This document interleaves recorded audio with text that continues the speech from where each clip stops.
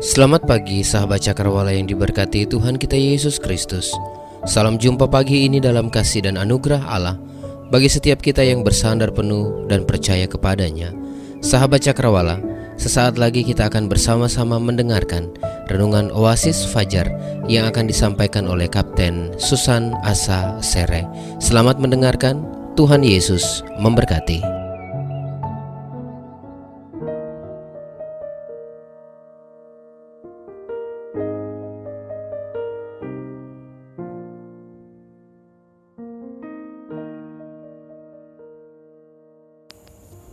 Selamat pagi saudaraku, para pendengar Radio Cakrawala yang diberkati oleh Tuhan. Saya Kapten Susana Asa menjumpai saudara kembali di pagi hari ini dalam program Oasis Fajar. Mari kita satu di dalam doa sebelum kita merenungkan bagian firman Tuhan. Tuhan Yesus yang baik, kami datang kepadamu pada pagi hari ini. Kami rindu mendengar bagian firman-Mu yang selalu menjadi penuntun di dalam kehidupan kami. Kami menyadari ya Tuhan, kami perlu penuh dengan kekurangan dan kelemahan. Sebab itu kami terus memohon kepadamu. Engkau tolong kami, mengurapi kami dengan kuasa-Mu, agar supaya kami selalu dan senantiasa ada di dalam kehendak-Mu. Kuduskan dan layakan kami ya Tuhan. Kami siap untuk mendengarkan suara-Mu. Di dalam nama Tuhan Yesus kami berdoa. Amin. Amin. Saudara yang diberkati oleh Tuhan, kitab 1 Raja-Raja pasal 19 ayat 1 sampai ayat yang ke-10. 1 Raja-Raja pasal 19 ayat 1 sampai ayat yang ke-10. Saya baca untuk kita sekalian di dalam nama Tuhan Yesus. Elia di gunung Horeb.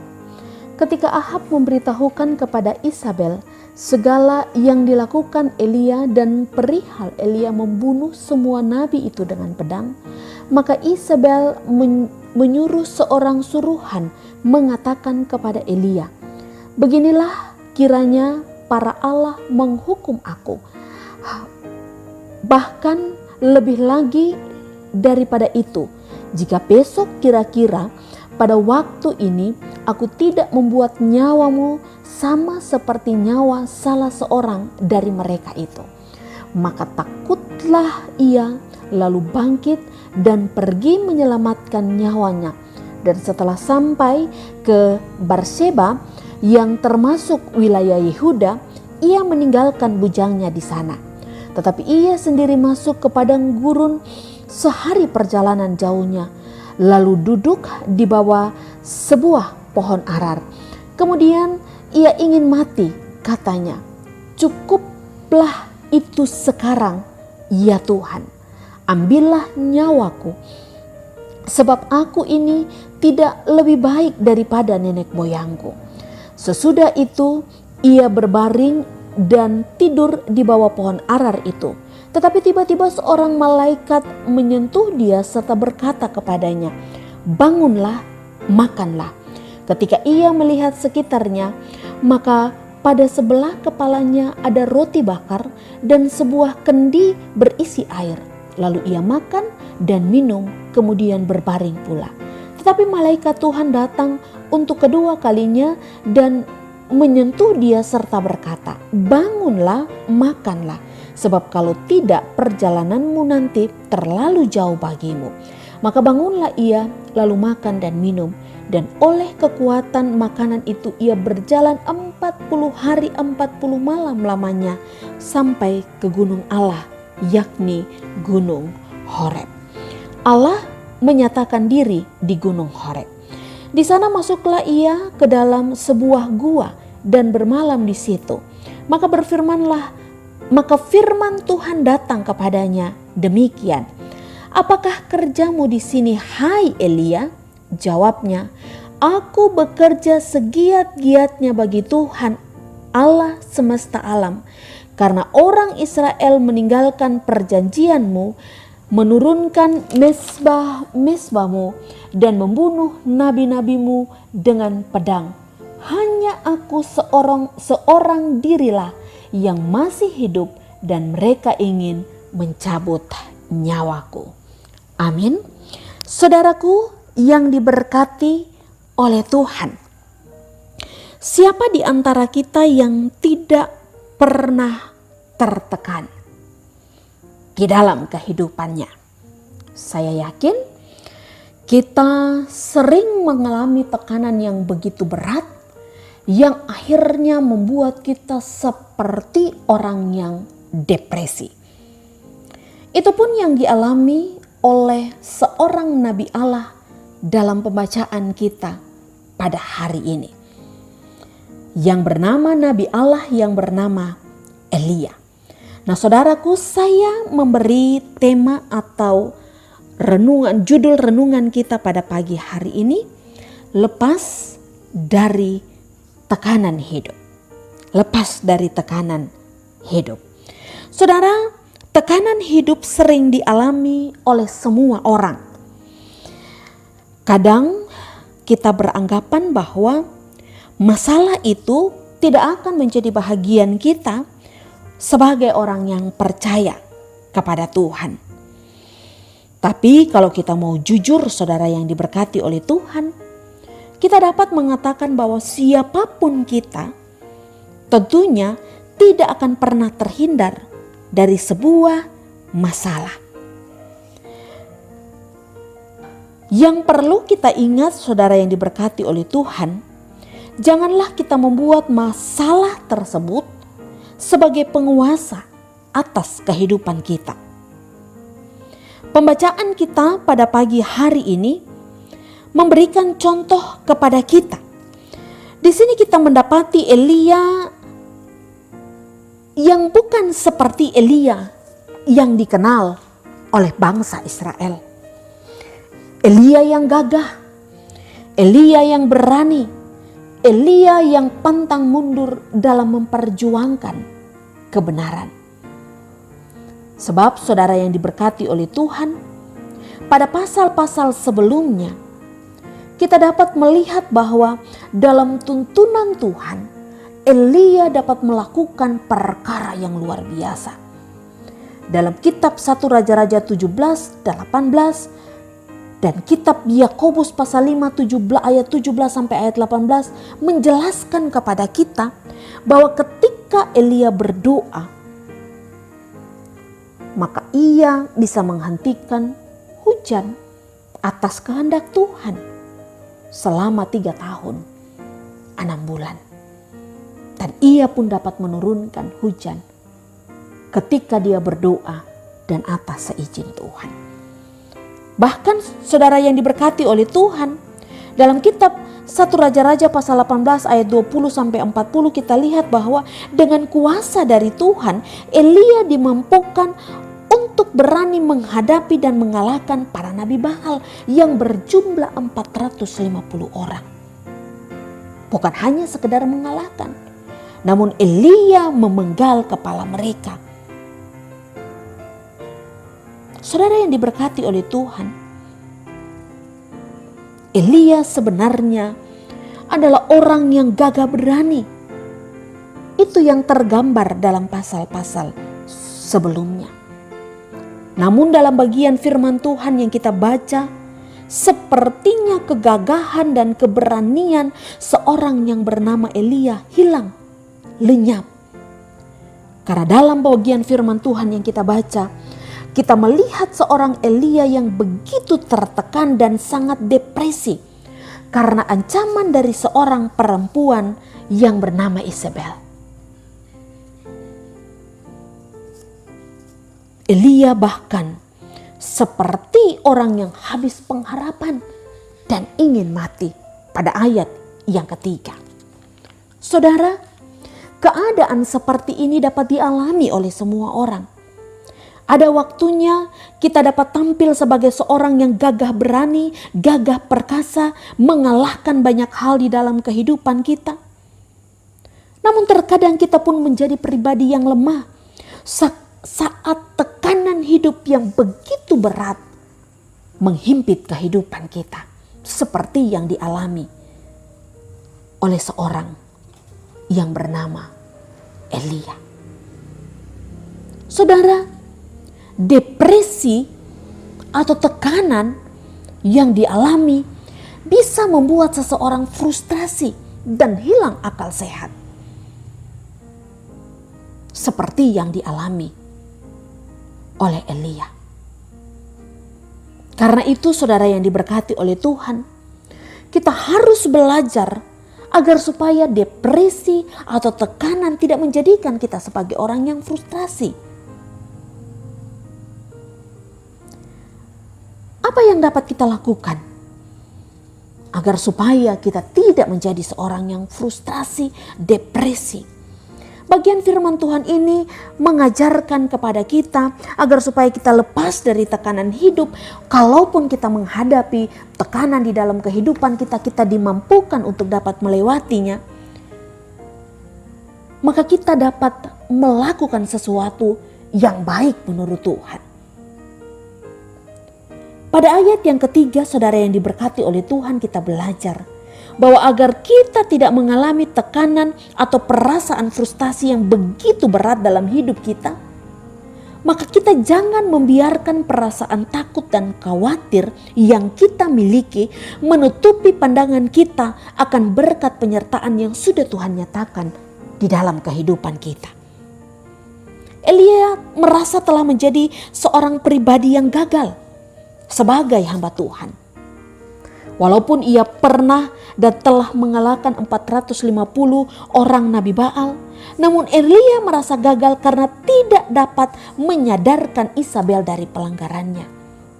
Malahan, Isabel semakin berani untuk mengirimkan ancaman kepadanya yang membuat Elia menjadi takut dan getar.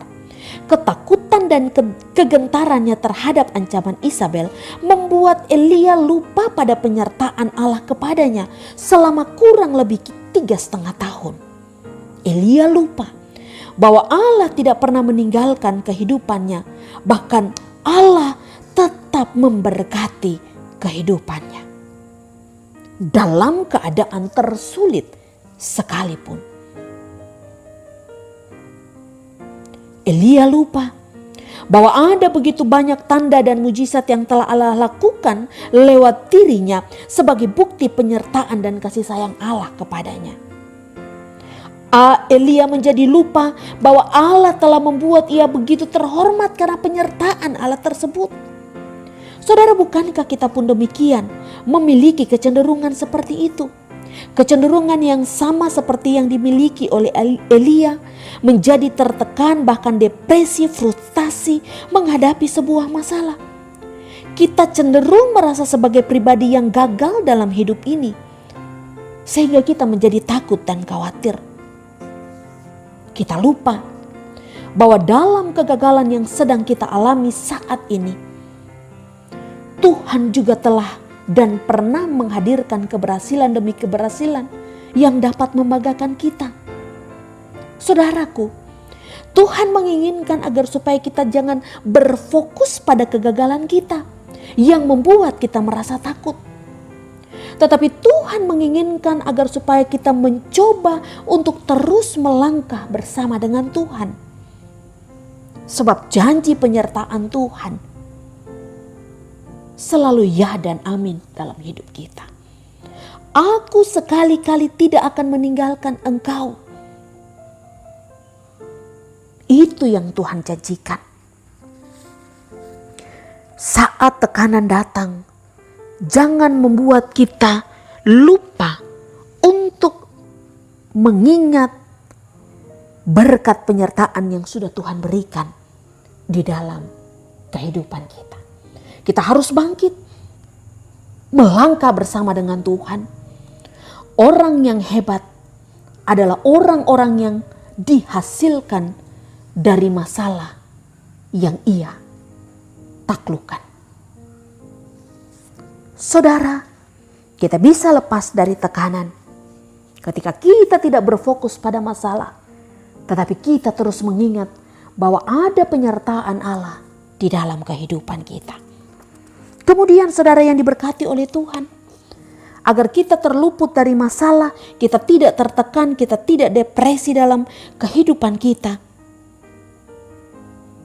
maka jangan pernah membandingkan hidup yang kita jalani dengan orang lain. Saudara, pada ayat yang keempat kita dapat melihat, karena keberanian Isabel, Elia merasa bahwa dirinya tidak lebih baik dari orang lain.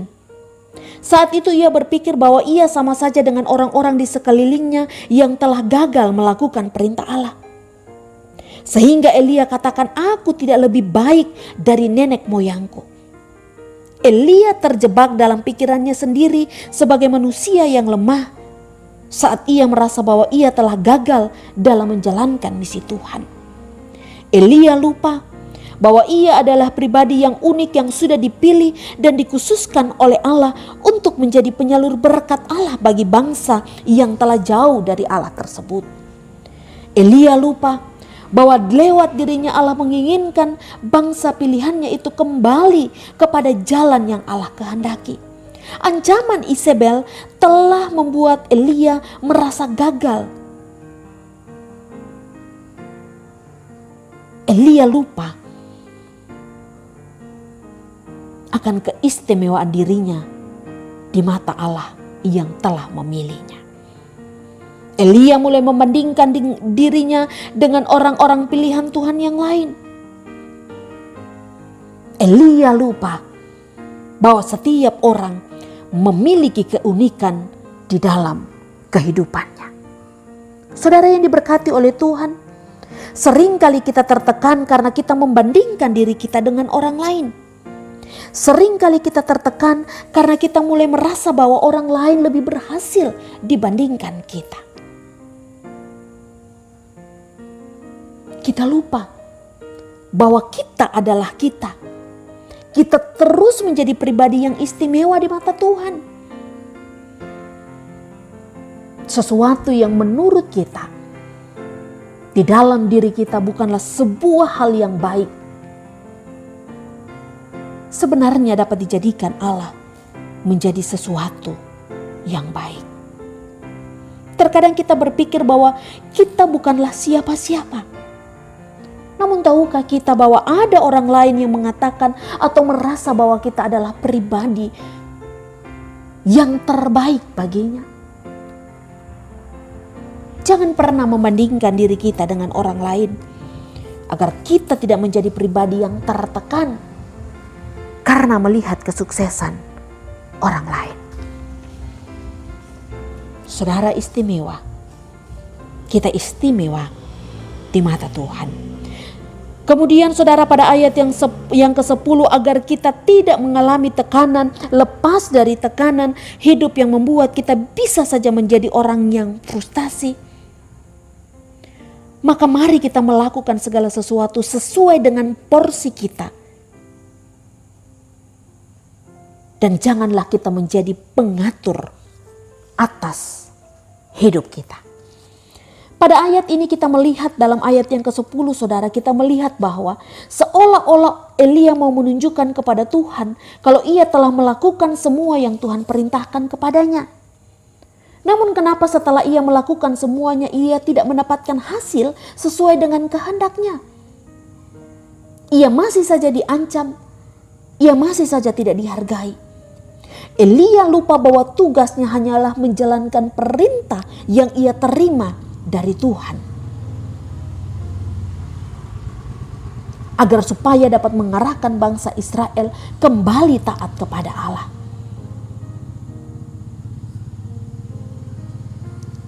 Elia menjadi pribadi yang tertekan karena dia berpikir bahwa semua yang ia lakukan harus sesuai dengan apa yang ada di dalam pemikirannya. Elia tertekan karena ia ingin mengambil alih semua tugas, bahkan yang bukan menjadi tanggung jawabnya pun hendak ia lakukan. Saudara, terkadang kita pun seperti Elia, berpikir bahwa semua harus kita lakukan atau jadi seperti yang kita mau, sehingga ketika sesuatu tidak terjadi seperti yang kita mau, kita menjadi tertekan. Kita lupa bahwa meskipun kita diberikan kuasa dari Tuhan untuk dapat melakukan sesuatu yang besar dalam hidup kita, kita pun tetap memiliki porsi yang terbatas, yang tidak dapat melampaui porsi dan kekuasaan yang Tuhan miliki. Ada kalanya kita berdoa terus dan terus berdoa untuk meminta seseorang kembali kepada Tuhan. Namun sampai saat itu mereka tidak juga kembali. Sampai saat ini mereka pun belum kembali. Mereka belum merespon. Maka saudara jangan berkecil hati. Jangan menjadi tertekan atau menyalahkan orang lain. Sebab semua yang kita lakukan haruslah kita serahkan kepada Tuhan.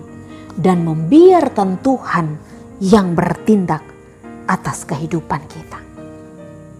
Lakukanlah segala sesuatu dengan porsi kita. Dan janganlah menjadi pengatur atas kehidupan ini. Sebab yang mengatur kehidupan kita adalah Tuhan.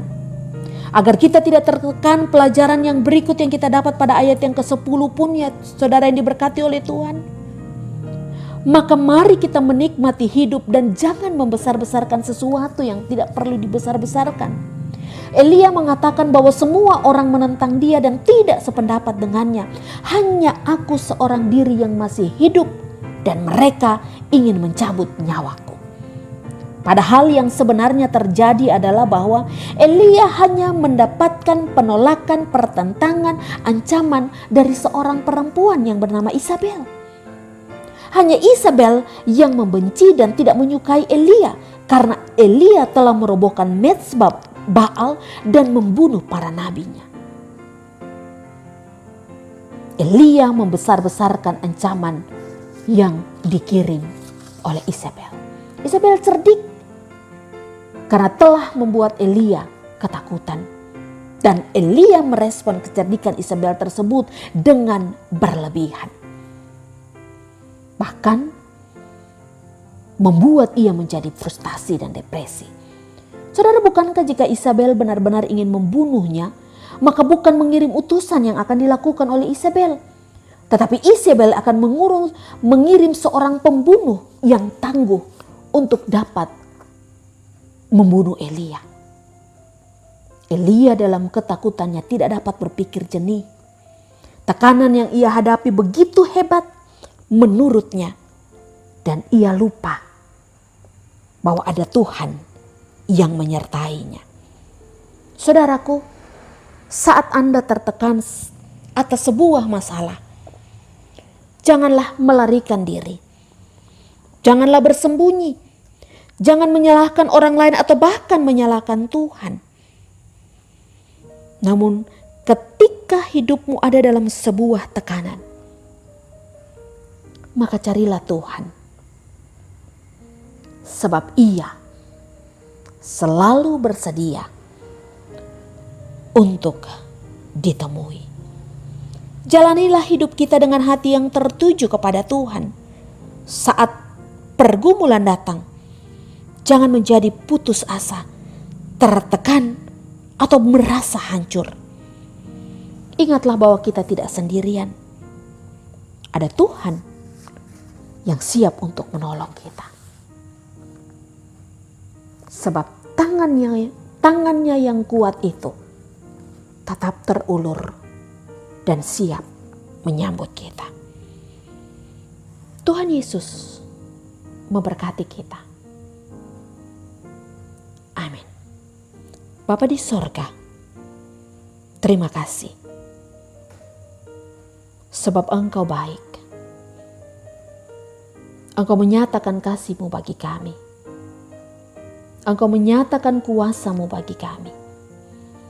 Ada kalanya kami tertekan dalam menjalani hari-hari kami ya Tuhan. Namun firman-Mu pagi ini menguatkan kami. Bahwa saat kami tertekan, Engkau ada dan siap untuk memberikan pertolongan. Kami hanya harus berfokus pada kasih-Mu. Tolong kami ya Tuhan, agar kami mampu untuk melakukannya sepanjang hari ini Tuntunlah kami ya Tuhan, agar masalah yang kami akan hadapi tidak membuat kami tertekan. Namun masalah itu akan kami jadikan sebagai batu loncatan untuk tetap ada, berdiri dengan kokoh di hadirat Tuhan, dan menyatakan bahwa Tuhan yang menjadikan kami pemenang. Meteraikan firman-Mu dalam hidup kami ya Tuhan, dan jadikanlah kami pelaku-pelaku firman-Mu. Berkati kami sepanjang hari ini, berkati pelayanan di Radio Cakrawala, dan jadikanlah kami semua sebagai penyalur berkat-Mu. Di dalam nama Tuhan Yesus. Amin. Amin. Tuhan Yesus memberkati kita sepanjang hari ini. Amin.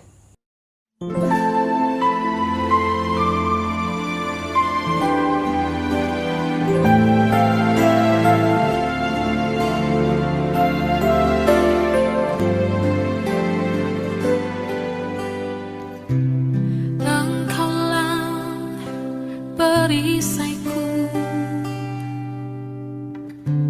saat badai hidup menerpaku, firman-Mu di dalamku tenangkan jiwaku.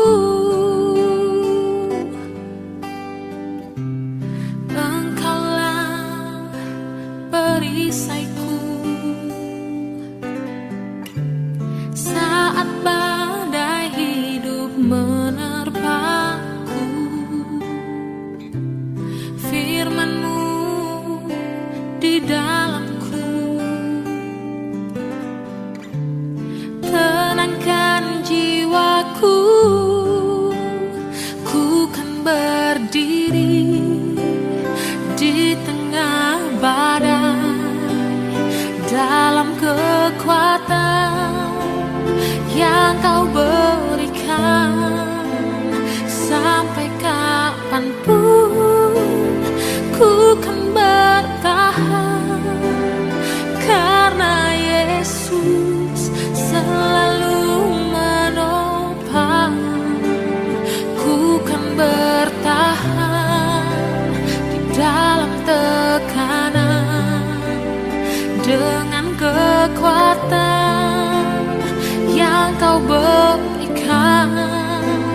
Sampai kapanpun tak tergoyahkan, karena Yesus selalu menopang hidupku.